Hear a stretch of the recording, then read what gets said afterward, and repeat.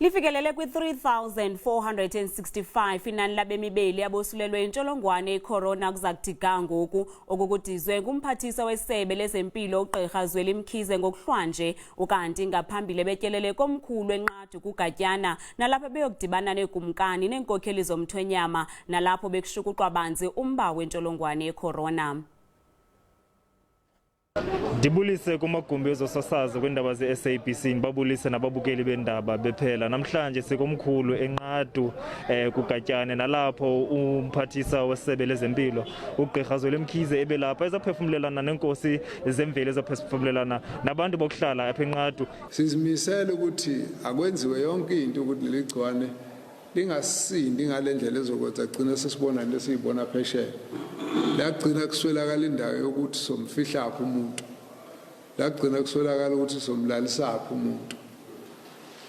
Lo nto ke esithi ke kufanele sazi ukuthi leli gciwane likhona lona futhi lizofika nje, iningi lethu lasogcina silitholile, kodwa akusho ukuthi uma silitholile kudinga ngempela size sigulela ukuthi sekugcina ukuthi lisilimazile.